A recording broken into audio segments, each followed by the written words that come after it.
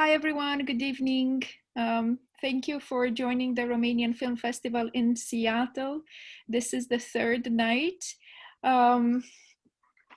We are happy to have here our special guest from the Republic of Moldova, Dragoș Turea, who will talk about his amazing documentary, The Soviet Garden. I am Otilia Baraboy. I am the executive director of ARCS that curates the Romanian Film Festival since 2014. This year we have a theme that is in tune with what's going on in the world. It's called Resilient Together. It is about the power of film and storytelling to bring us together and to create change within ourselves and the world. This is the first time we are virtual, of course, and also national. So I take a few moments to greet everybody who's watching us from all over the US.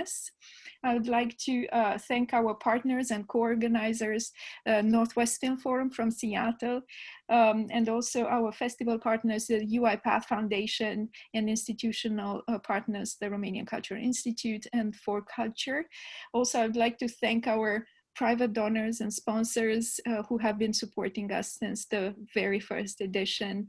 And also, last but not least, our viewers who are watching us again from outside Washington State. And I would like to let Ilana, the co-organizer of the festival, say a few words on behalf of ARC's board, and then we'll go on with the live Q&A. Yes, I'm Ilana Marin, the chair of the board of the American Romanian Cultural Society, co-founder with Otilia of our nonprofit. And we are really very proud that this year we went national because we changed what could have been a challenge into an opportunity, and we moved the festival online, reaching out to more viewers and having extremely interesting conversation via Eventive. So thank you for participating in our conversations. Okay, thank you, Ilana. And I will say a few words about Dragoș. Dragoș Turea was born in Chișinău in the Republic of Moldova in 1980. He has a degree in audiovisual communication at from the Academy of Theatre and Film in Bucharest. In 2006, he earned his master's degree in film at the Chișinău Academy of Music, Theatre and Arts.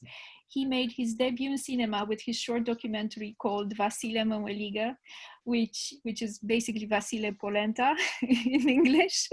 And he received a debut prize from the Union of Filmmakers of Moldova for his short. Between 2007 and 2015, he worked as a producer for Publica TV, Pram TV, and Journal TV. And he started working on The Soviet Garden, which is his first feature-length documentary film in 2010. So 10 years in the making. Hi, Dragoș. Thank you again for joining us from Moldova. It's probably 7 a.m. in the morning for you, right? Yes, it's Monday, 7 a.m. Yes, in the morning. Yeah.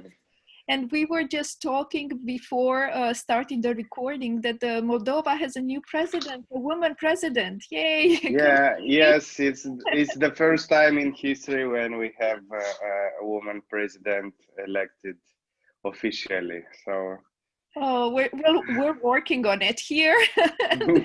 Yeah. In Romania. You guys did it. Amazing. Yes, it's an amazing result. It's unbelievable that we achieved that. So you were probably up night, up and celebrating, right? Yes, and it's really an important moment for the Moldovan history and politics. So be prepared. We will have changes soon. We can't wait. We are following you. We have a community of Moldovans here, and we are working with them. And yes, I guess because we are, we're part of the diaspora, the Romanian-speaking diaspora. So it's very important for us to follow what's going on in each of our countries, right? Yes. I do have a question because this is a co-production, Romania and Republic of Moldova. Can you tell us more a bit about your background? I see that you went to, you did film studies in Bucharest as well. So can you, especially for the American public, can you explain a little bit the strong links between the Republic of Moldova and Romania and how they are reflected in your own work? So the Soviet Gardens has a big story background. I mean, I started the investigation in 2009. It's 10 years of work, and starting 2017, when I had already 8 years of work, 7, 8 years, I've contacted Marian Crișan to become a co-producer. I showed him the materials that I got, and he was very interested in the materials. He understood that we have a very unique material, an important material, and we applied for funding to National Film Center in Romania. And we've got the funding to finish the film and to shoot more and to investigate more this subject. And this was the first documentary in history that was supported by 2 film funds. I mean, Moldavian Film Fund and Romanian Film Fund. So it was first time in history when a documentary was funded, supported, I mean, financially from 2 film funds. And the team became bigger, and we've got support from Chainsaw Europe, and we had also, after this partnership, we've got 2.5 years of hard work, both in Moldavian and Romanian, and we've got this amazing documentary that you saw earlier, and or you will see it. Thank you so much. Dragoș, can you tell us more about the personal story behind the documentary that fueled the story of the documentary? Because you were saying that your grandma was a biologist and she died, she had cancer, right? And you wanted to investigate what happened. Were you aware growing up that there were some secret experiments going on with atomic energy in Moldova? Were you hearing things in the house? No. It was a really, somehow a secret subject. Nobody knew about it. So I remember when my grandmother was talking with his brother, who's a chemist, and they were talking about these strange and weird experiments. But I was a little kid, and they were talking about this machine, this Kolos machine unit, a truck-mounted radioactive unit that was used to irradiate seeds in open field before planting the seeds. And I didn't have the occasion, to speak in front of the camera to interview my grandmother. She passed away. I really miss her a lot now. And back then I didn't knew what were experiments about. So when I started the investigation, slowly I realized that this was an experiment on a country, on the whole Moldova country, not only on the seas, but on the people that were living in. And it was a 50-year experiment, maybe, I don't know, 40. So it's a difficult subject. It's a difficult topic. It was difficult to make the people speak, to make the confession in front of the camera, and to get the access in the secret location. And it was really 10 years of hard work and closed doors. Dragoș, can you tell us more about these experiments with atomic energy? What they were trying to achieve, for those who don't know? Were they different from what was going on in other countries, because the other countries had experiments with atomic energy? Yeah. It's somehow this scientific aspect of the movie. It's the radiobiology. It's a science that is studying and experimenting on mostly on seeds and plants and crops using radiation. So the first goal when Khrushchev went to USA, it was 59, and he stated that the cosmos is Russian, the space is Russian. It was launched the first Sputnik, and somehow in this period of Cold War, he found out about this. The USA already were having experiments in atomic gardening. So he also, maybe it was a secret plan or somehow they stealing the technologies, and the goal was to increase the yield with the crops, applying radiation to the seeds before planting. So this was the main goal, to increase the yield. So Moldova was chosen to become the center of the radiobiology experiments and atomic gardening. So there were very massive investments in equipment and radioactive equipment and scientists and laboratories, and we had hundreds of them all over Moldova. So the main goal was to increase the crops. So every seed before planting was irradiated, treated with radiation, and after was planted. So this was the main goal. Were there any other kinds of experiments going on in Moldova besides atomic gardening? Yeah, of course. Moldova was used also. It was an experimental country. It was used not only for radioactive experiments, and it was not like an experiment. It was used properly in agriculture, like a normal thing, you know. I mean, the radioactive treatment of the seeds and plants. Moldova was an experimental field also for pesticides and many more chemicals, and also this number 30%, you know, the increase of zootechnical production and everything, you know, any field of production. It was somehow it was modified, you know, in a very fast period of time. The quantity, the production was meant to increase by 30%. Also the every field, you know, I mean, by also the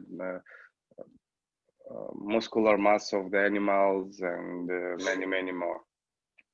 So somehow Moldova was an experimental field, and this is the tragic story of Moldova. So in the former Soviet, when was Moldova part of the Soviet Union, it was used in many more, you know, experiments. Was this particular to Moldova? Were there any other parts similar to Moldova, and where were these experiments going on? Do you know? If you referring to the radioactive experiments, Moldova was the center. So we had hundreds of these radioactive units, but also it was used also in Ukraine. Was testing the same equipment in Georgia and other countries, but it not was on such a large scale. Moldova was the biggest, you know. We had 6 colosses and hundreds of units of radioactive units. So starting early 60s and ending with maybe 80s. it was on a mass scale, you know.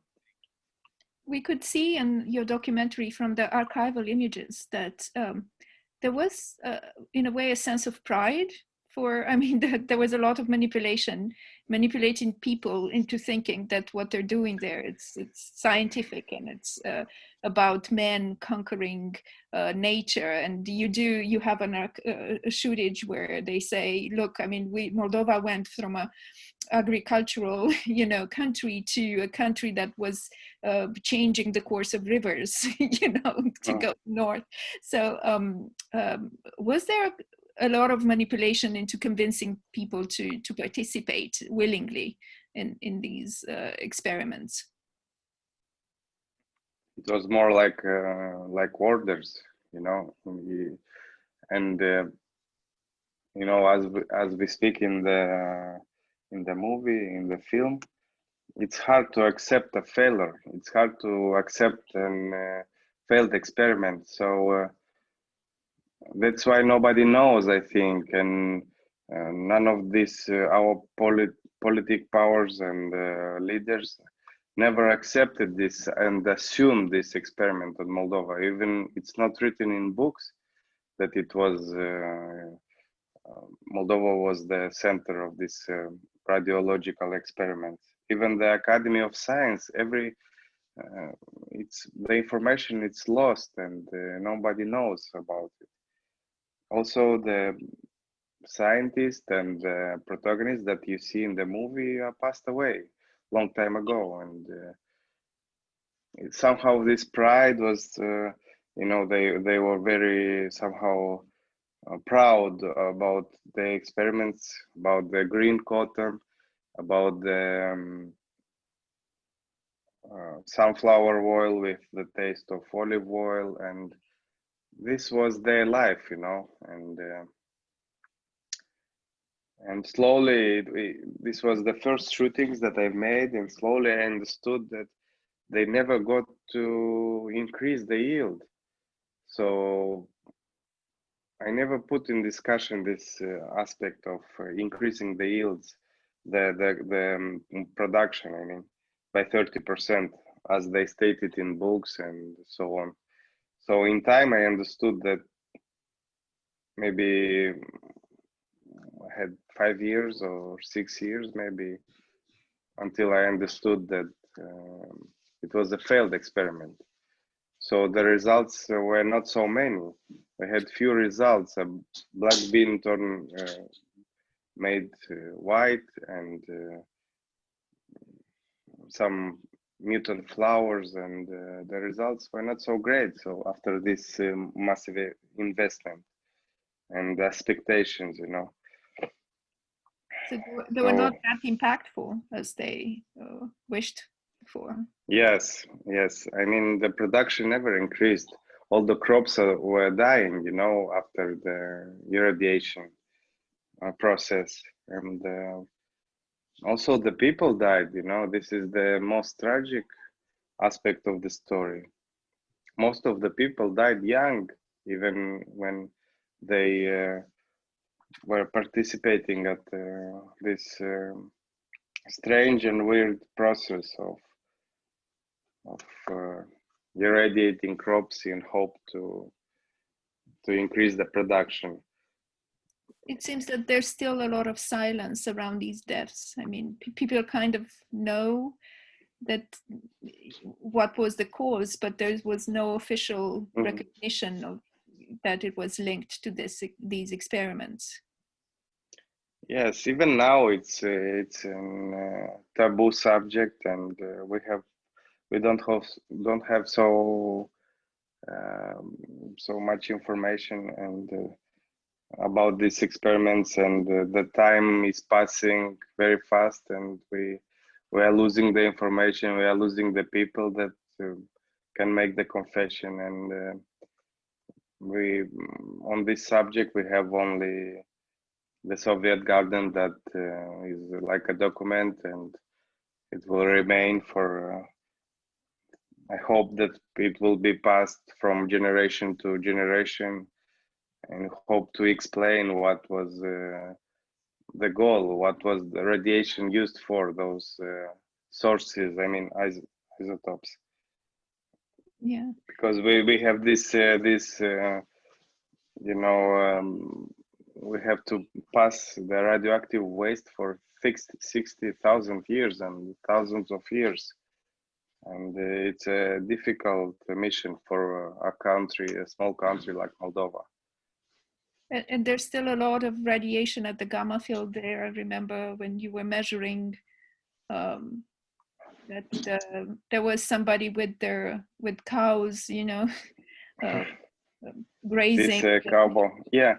You see, in '91, when Soviet Union collapsed, the radioactive sources, it was left at the gamma field, abandoned. I mean, and it was abandoned in this open field for like 10 years. So it is very difficult to calculate the impact and I mean, to estimate how much damage how much damage in I mean to people it provoked in 10 years, and open, you know, it was very powerful sources of cesium and cobalt. And after the Europeans and the American government invested sums to gather all these abundant sources, radioactive sources, to gather in one place. And after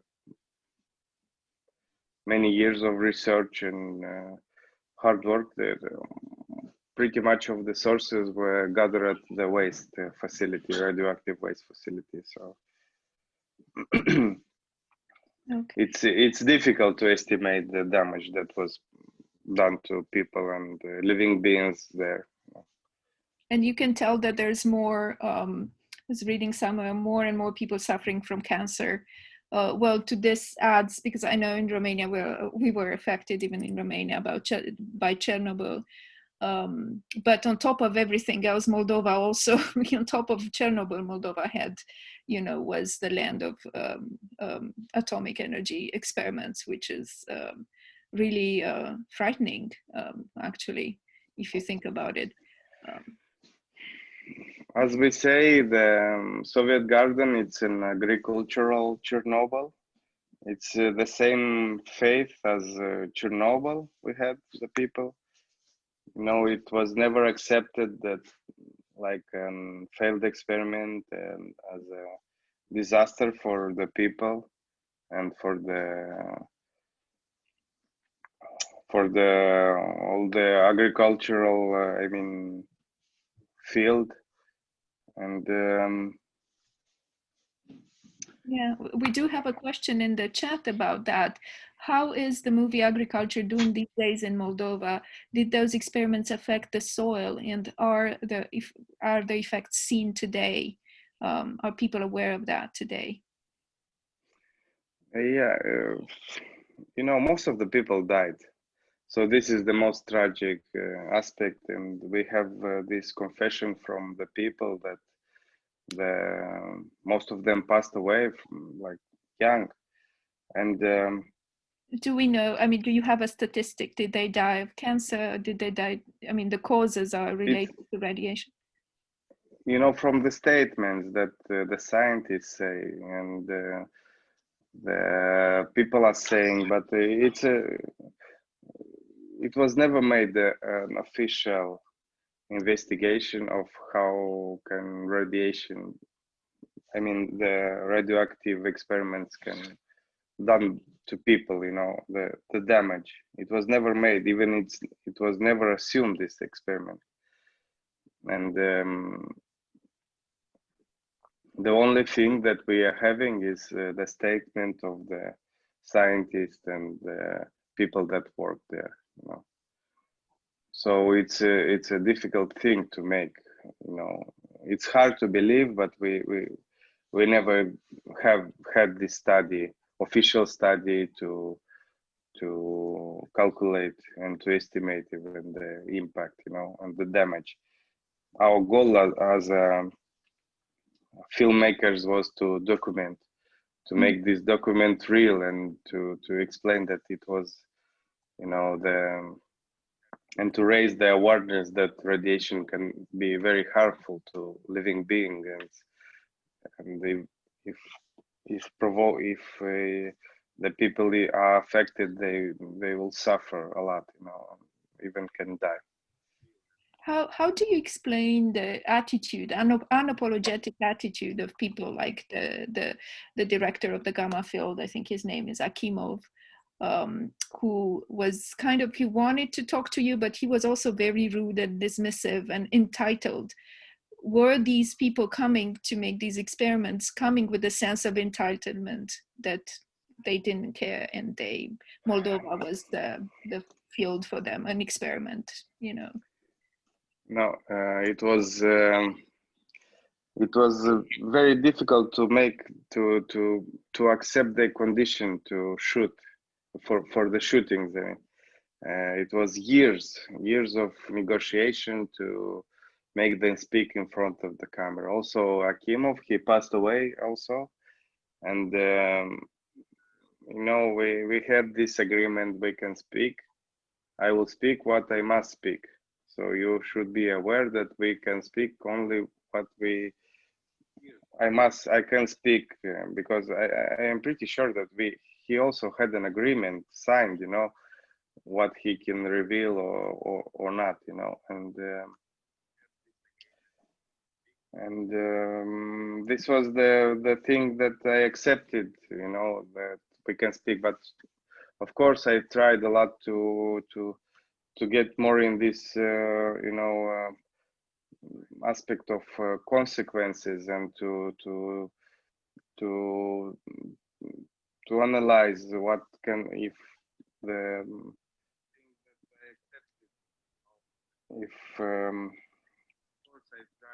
it's worth it, you know, the people sacrifices, the people lives, it's worth it, you know, this whole experiment. And somehow it's a difficult thing to explain, you know, even to answer this type of questions when you are dealing and you worked all your life and you don't have this amazing result that they stated, you know, when they began the experiments, you know. Yeah, it seems so. So what is what happened to these experiments in the post-Soviet era? You are following a lab that are still experimenting, and they're still so proud of what their work were about, you know. So how is that possible that they're still going on, you know? It's the same. It's you know, in 2018 they still had a genetic institute. They still had an radioactive unit used for different type of experiments. It's a laboratory unit. It's not a mobile one like other equipments that were traveling all over Moldova. And they were still irradiating chickpeas, soybeans, and so on. But I was not allowed to shoot the irradiating process. I was allowed only in 2018. All the subject became secret, so I wasn't allowed to shoot the irradiating process. Only the preparation of the seeds and how the scientists prepare their seeds to the second phase of the process. I mean, the irradiating process itself. So it became secret, and it's a difficult thing to explain why they are still doing that. I think that it's an inertia, you know, and they have this only one unit. Yeah. Do you think that there's a new political change regime going in? Do you think that they will have a different attitude towards the past, and they will be more upfront and investigate these cases and kind of be honest about it? And I really hope that this new power, the new politics, it's hard to investigate what the damage was, but it will be pretty enough if they will accept it as an experiment, and somehow it will be written in history books, or I think that this will be an important step to start from. So is this the message of your documentary, that it is important to go back in our past and revisit it and face, our demons, whatever happened, it needs to be known for the future generations not to repeat it. Is this your hope? Was this your hope making the documentary? Yes, and it's not only the past, it's also the present. That I think that the people must dig more in to analyze more the consequences that science can bring, and to be more responsible in the actions they are doing now, because usually we are paying for the actions made 50 years ago and so on. And the innocent people must pay for the decision that politics make. It's the same story. It's repeating, and the difficult times that we are dealing now. It's I think that they are pretty similar, because we have to pay for decision, political decisions, and the whole planet has to pay somehow. Exactly. Ilana, do you have a question? Yes, I have a question about your public in Moldova. What was the reaction of Moldovans when they saw your film? The reaction were different, it was we had really good reactions. We had the film screened in cinemas for 3 weeks, and for a documentary, it's a good result, I think. But we had also, critics and so on, but mostly we had very good reaction, and it was well accepted by the public, and we had full house in the cinemas. Even for a documentary, it's a very good result. So, but Dragoș, who were the critics and what were their arguments?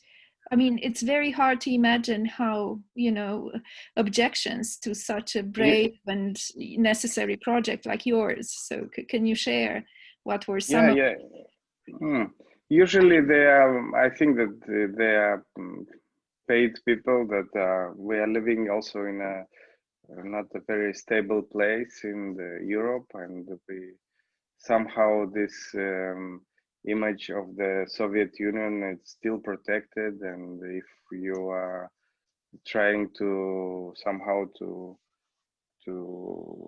dig more in this consequence aspect of the past, you have to pay. You have to be prepared that you will pay for your investigation to showing the truth. And usually we had this attacks on social media and so on, but were I they was saying prepared. that you are lying, basically? Or, I mean, what were the arguments that it's There not are true? different types of attacks, and it's not only meant to attack the movie itself, but it's somehow a strategy. When you are dealing with when you are showing the truth, you will always have to pay. And we assumed this from the start, and we knew that when we will show, we will do this difficult and hard investigation, we will have to pay. So it's difficult to analyze all the aspects, but we had, from when we launched the movie, usually we have these critics and attacks, and because it's pretty striking. I mean, the Soviet Union is no longer, but yes, but it's We are living still there, right? in a region where the image of the Soviet Union must be, Protected. protected. So the attacks is very different, and Would you say but this is the it's a question of generational conflict as well? Where did you notice that there was a gap between those who were proud, to be part of experiments and advancing? I'm sure they believed in what they were doing, and the younger generation that's your age practically, that wants to investigate and find out the truth. And it's mostly it's the quality of the people is speaking for itself. The people. I have these cases when the people, when they stated back then, when the experiments were going on, some of the scientists said that radiation will never increase the crops. So radiation can kill people and can kill the plants. So immediately when these people stated,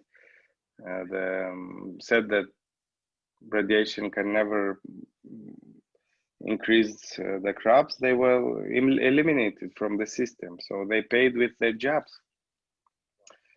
And this is one of the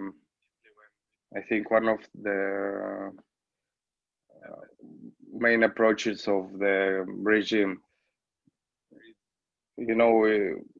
They will never accept somehow this the failure of experiment, and always the people will have to pay. So if you cannot increase, the approach was that if you cannot increase the yield, the crops, we will change the scientists, the people that are working with the equipment. Like in Chernobyl was the same thing. They never accepted that a machine or a engineering project can fail. So always the people that were dealing with these machines have to pay.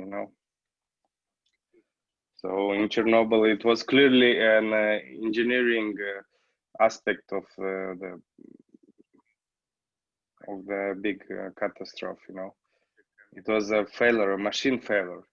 It's not a human error, and it's the same thing. They never accepted that radiation in Moldova can bring harm. The people that were dealing with these machines have to pay. So this Was is it distributed? Yeah, was it distributed in Russia as well? Have you tried to distribute the film? Yeah, or to other former Soviet countries that actually had to host such experiments on their territories? It was broadcasted at a big Russian TV station, but mostly for Russian speaking. It's Current Time TV. It's a branch of Europa Libera, Free Europe. And it was broadcasted on the TV station, also online. It was dubbed in Russian. The whole film was dubbed in Russian, and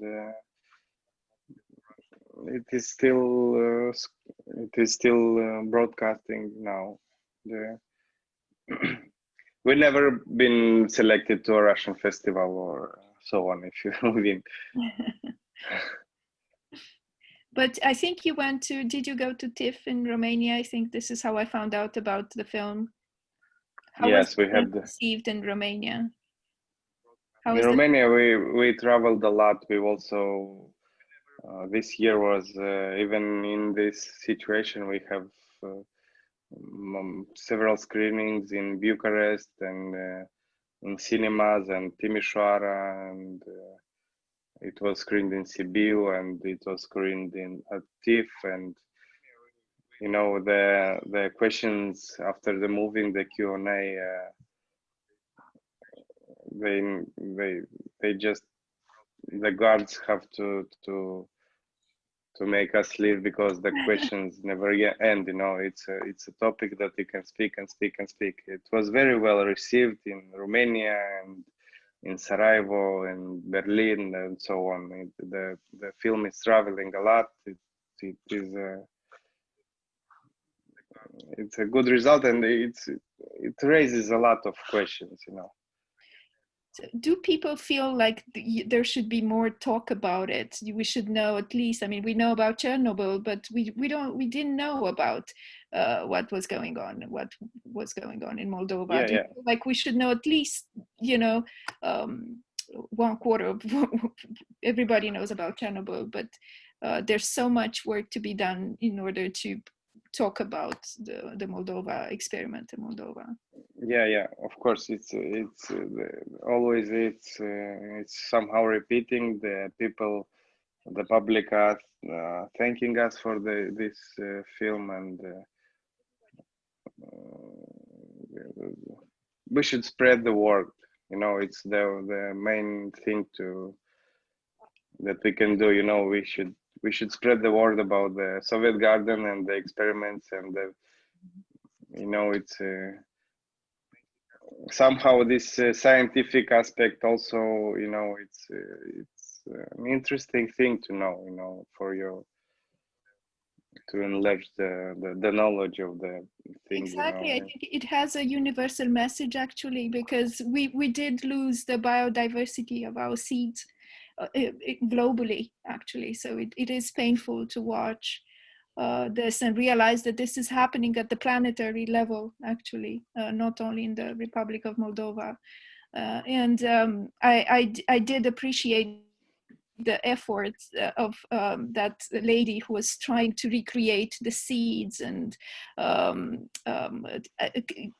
can you say that she's like an isolated case, or is there a revival of going back to the era that precedes the the Soviet experiments, and going back to the land in Moldova, in Romania, all over? Because I think it is generalized at the global level.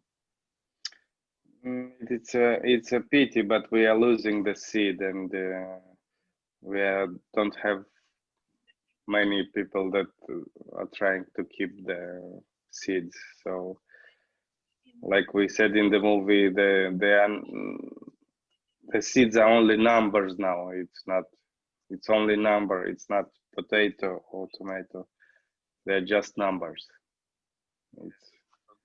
This is the times that we are living, and we've lost the seed. I am pretty sure. Yeah, it's that we lost the seed. Yeah.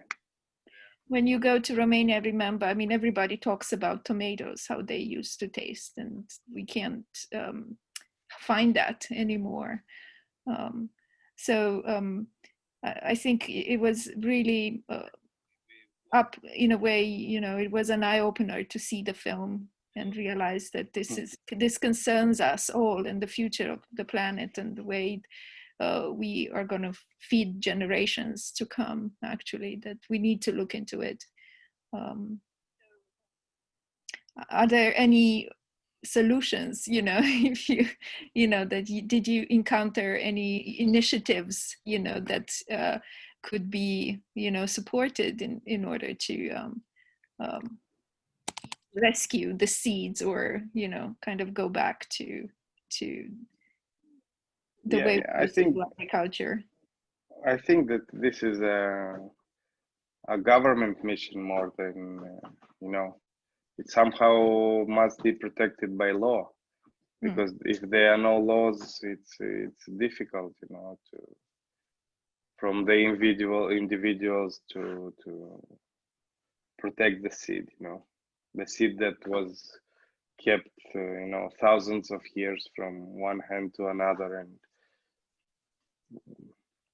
I think that this is more like a politic mission, to preserve the seed and to somehow to preserve the heritage and so on. Yeah. Ileana, do we have a question? Yes. Yes, Michelle is asking if you share the movie with Arundhati Roy, who has written so much in opposition to Monsanto and big agriculture. The film, it's available online. It's on Amazon, and it's I will think that if it's possible to somehow spread the word, to share with anybody who is interested in the subject. So I'm also open to share a lot of archives and materials that I'm pretty sure that they are very important for the people that is working on this field, you know, of genetic modification and so on. So you still have materials you haven't introduced or you haven't used in this film? Yes, yes, of course. We have. Going to do something with them in the future? It's mostly scientific material, and it's a hard thing to make it available. And we tried to do the movie that can be digested easily by the most of the people, you know. And you can't keep all these scientific facts and numbers and mutants and radioactive doses and lethal doses and so on. So I have a lot more of material, you know, and I am pretty sure that it's an important material to share with the scientific community or the people that are dealing with the archives. And yeah. Have you tried to join the global movement that is trying to rescue the seeds and propose a sustainable way of doing agriculture to undo what's being done actually at the global level? We are having these feedbacks all over the world from the eco community and the community that are trying to somehow to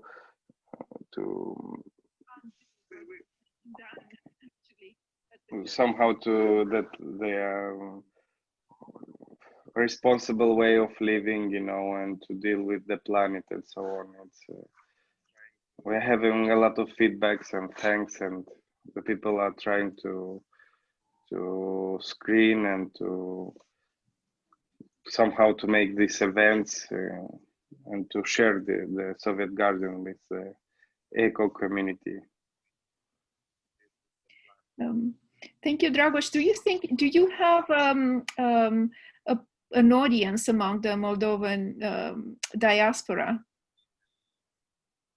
Yes, yes, of course. It's when you are living abroad and you see this your people speaking in front of the camera, and I mean the language and the places and so on, and it's we're also having the very positive feedback from the diaspora all over the world, from Italy, Holland, and today the film is screened at 2 festivals in Holland, one in from Italy, and the diaspora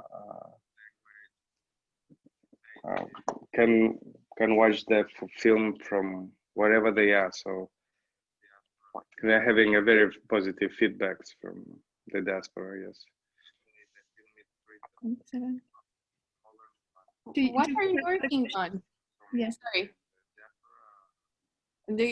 What's your next project, or what are you working on? Yeah, we are developing and working on a second, a different documentary, but it's the same with Soviet roots and the same Soviet aspect. It starts in Moldova, but it's dealing with also a very difficult and secret topic. The same Soviet experiments with. I can reveal more, but it's a very powerful and exclusive subject as well. So are you talking about different kinds of experiments? Yes, it's so you it's can more say global. anything? And not yet, No. but soon we will try to reveal the topic. It's a very powerful and also difficult subject to speak. It's not a fiction movie, it's a documentary, and also this secret material and the access. And again, it's a difficult mission for all the team that is involved. So have you been digging for years for this one as well? Because it took you 10 years to make this one. This one we are developing only 1 year, but it will take time to finish the movie, I'm pretty sure. So you expect, again, closed doors and people not wanting to yes, of share course. experiences.